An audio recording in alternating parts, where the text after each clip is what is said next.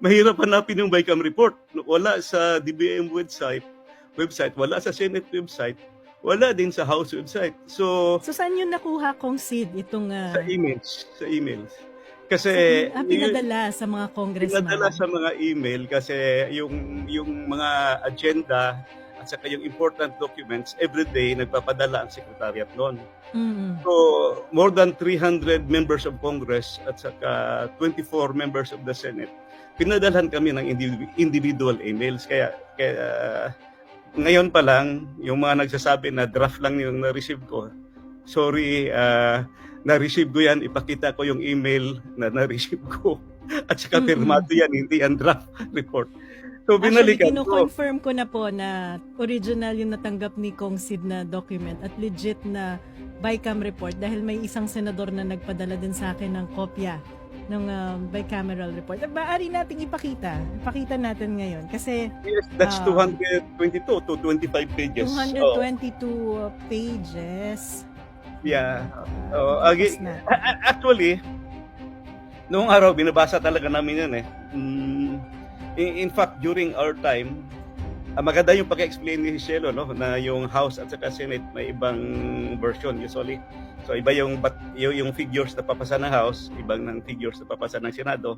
Kaya kailangan mo ng actually, mangangailangan ka ng tinatawag na bicameral conference committee to harmonize or to reconcile the differences. Yan. Ayan.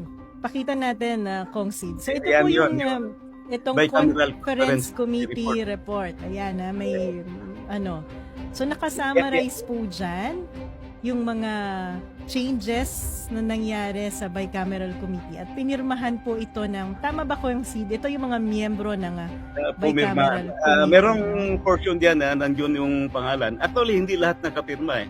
I don't know kung...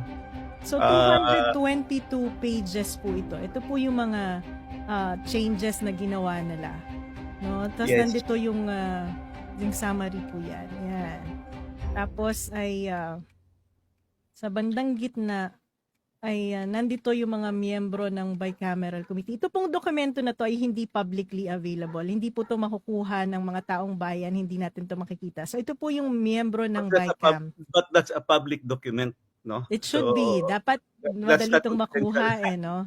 Pero tinatago ito eh. So ayan po, si Senator Grace po ang chairman ng Senate at si Congressman Zaldico ang chairperson ng House of Representatives. At ito yung mga miyembro. Ayan po, si Senator Pia Cayetano ay hindi pumirma. Senator Bongo, Congressman Asidre hindi rin pumirma. Senator Legarda, Congressman Neptali Gonzales, Senator Risa Hontivero, Senator Amy Marcos ay hindi pumirma. Congressman Madrona, Congressman Duavit. And Senator Coco Pimentel. Yung mga hindi pumirma, yes. Oo. Yes. So if you go down, baba ka lang ng konti, SP11, page SP11, makita mo na yun na merong blanco agad. Tingin ko lang, na-shock na kagad ako na may blanco eh. SP11. Page SP11. Yan, ito. Department of Agriculture. Yan, nakita mo may blanco na agad. Opo. So yung sa NIA, delete the amount in figures and replace with blank. PCA total. So hindi lang po tong page na to, several pages po ito. Several pages.